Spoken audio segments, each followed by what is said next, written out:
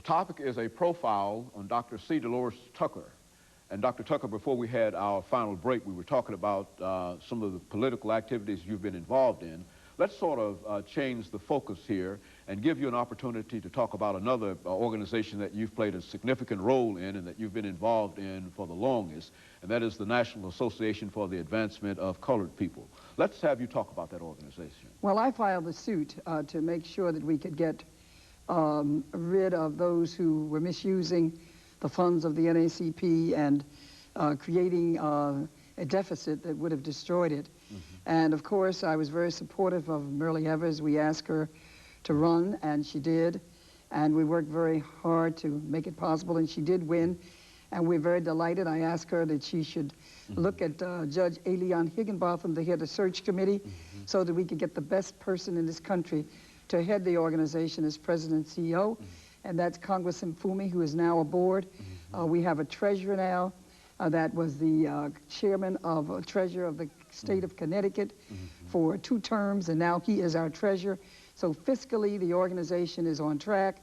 We have reduced the operating cost to almost $2 million, and we raised $1 million in the inaugural program that I had for Myrlie Evers back last year in May. So the organization is moving well. We're so pleased that Shoney's has been able to bring both Myrlie and I here today.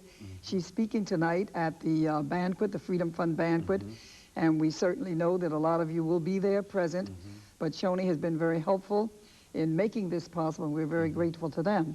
The NAACP needs your help. It's going to be focusing on youth. It's going to be focusing on jobs and training. NAACP as well. I call Myrlie and Congressman Fumi the dream team.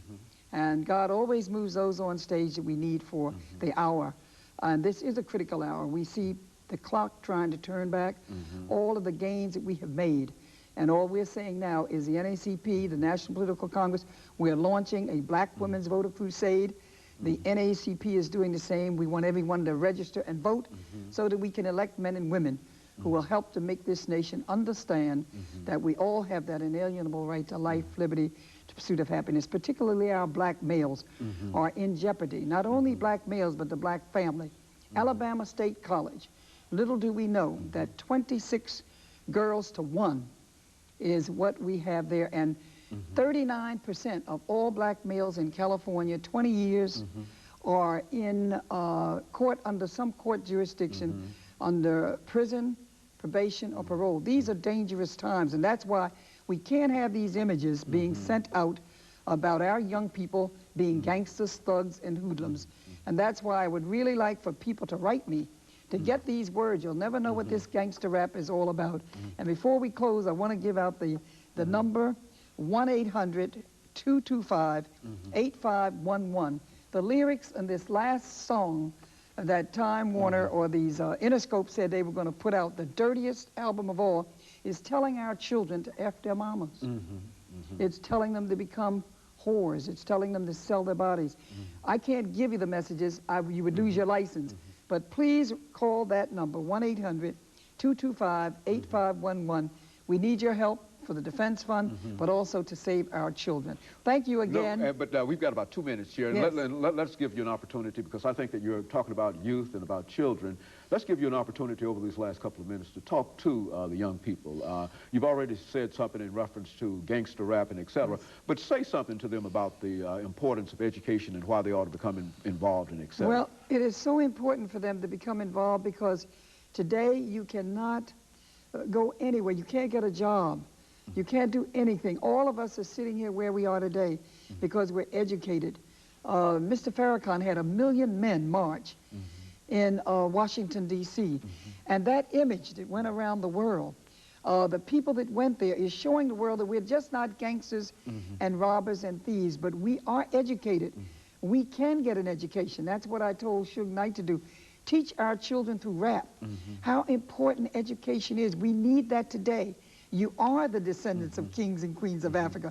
Mr. Mandela walked out of prison 27 years, but with dignity, because he was educated, and he is now the president of South Africa. There's nothing you cannot achieve, but education is the key. Stay in school. The NAACP is going to work to help you. We're going to try to find jobs for you. That's what we're going to do, but we need your help, and we need you to be the best that you What can. about their relationship with the NAACP? What would you say to young people about that? The young people should join. We have 76,000 young people. They're participating in the AXO program. Call the NAACP if you have a talent. There's an AXO program. It's a talent program they have. They need your help. Call them and ask about it today. That's what Mr. Mfumi and Merle Evers have said. You are their priority. They want you to join. They want you to become involved. We have youth groups. You can join at a very nominal cost, and we're asking the parents to please see that they get involved, because this is our focus.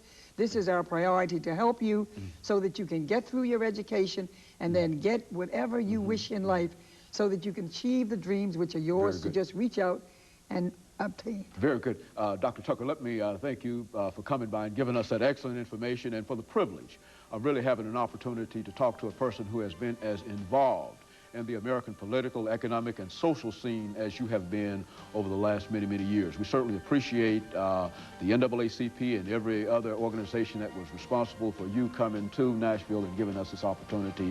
And we simply want to take this last few seconds to thank you for coming by and spending this time with us. And let me encourage you to tune in again next week for another informative edition of Comments. Thank you and good morning.